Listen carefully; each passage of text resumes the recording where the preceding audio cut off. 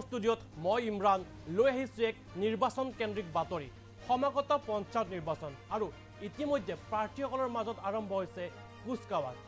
আজিৰ দিনটোত মনোনয়ন পত্ৰ দাখিলৰ অন্তিমটো দিন আৰু অহা 2 আৰু 7 মেত অনুষ্ঠিত কৰা হ'ব পঞ্চায়ত নিৰ্বাচন ইতিমধ্যে পঞ্চায়ত নিৰ্বাচনৰ প্ৰাৰ্থীসকলৰ বাবে 12টাকৈ গুৰুত্বপূৰ্ণ নথিপত্ৰৰ কথা উল্লেখ কৰিছে কি নথিপত্ৰৰ কথা উল্লেখ কৰা হৈছে জনাইছোঁ সবিশেষ পঞ্চায়ত নিৰ্বাচনৰ মনোনয়ন দাখিলৰ আজি অন্তিম দিন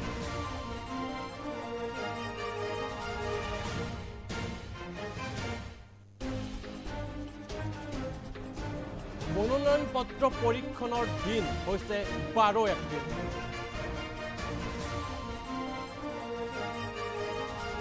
মনোনয়ন পত্ৰ প্ৰত্যাহাৰৰ দিন 17 এপ্ৰিল ৰাজ্যত প্ৰথম পৰ্যায়ৰ নিৰ্বাচন অনুষ্ঠিত হ'ব 2 মে 7 মেত অনুষ্ঠিত হ'ব দ্বিতীয় পৰ্যায়ৰ নিৰ্বাচন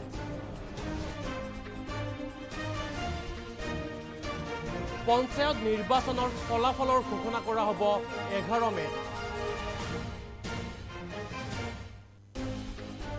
কি 12 বিধ গুৰুত্বপূৰ্ণ নথিপত্ৰ জমা দিব লাগিব প্ৰাৰ্থীয়ে বাকি যায় প্ৰমাণপত্ৰ জমা দিব লাগিব লগতে জমা দিব লাগিব সমবায় আপত্তিবিহীন প্ৰমাণপত্ৰ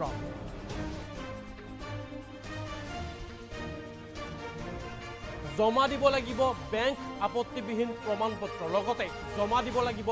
জাতিগত প্ৰমাণপত্ৰ জমা দিব লাগিব ভোটাৰ তালিকাৰ প্ৰমাণপত্ৰ আৰু হেহতীয়া খাজনা ৰচিদ জমা দিব লাগিব প্ৰাৰ্থীসকলে জমা দিব লাগিব আঞ্চলিক পঞ্চায়তৰ এনঅচি লগতে প্ৰাৰ্থীসকলৰ নামত নতুন বেংক একাউণ্ট খুলিব লাগিব জমা দিব লাগিব প্ৰস্তাৱকৰ নথি আৰু গাঁও প্ৰধানৰ প্ৰমাণপত্ৰ জমা দিব লাগিব প্ৰাৰ্থীসকলে শিক্ষাগত অৰ্হতাৰ প্ৰমাণপত্ৰ জমা দিব লাগিব আৰু লগতে জমা দিব লাগিব শপতনামা এই সম্পূৰ্ণ 12 বিধ নথিপত্ৰ জমা দি পঞ্চায়ত নিৰ্বাচন খেলিব লাগিব প্ৰাৰ্থীসকলে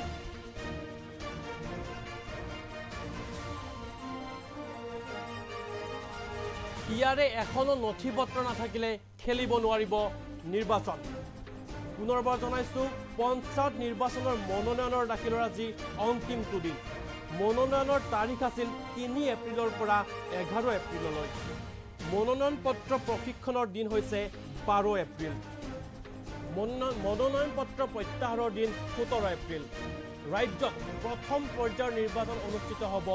2 মেত আৰু 7 মেত অনুষ্ঠিত হ'ব দ্বিতীয় পৰ্যায়ৰ নিৰ্বাচন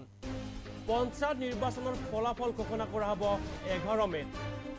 ইতিমধ্যে প্ৰাৰ্থীসকলৰ বাবে 12 বিধ গুৰুত্বপূৰ্ণ নথিপত্ৰৰ কথা উল্লেখ কৰা হৈছে কি 12 বিধ গুৰুত্বপূৰ্ণ নথিপত্ৰ জমা দিব লাগিব প্ৰাৰ্থীয়ে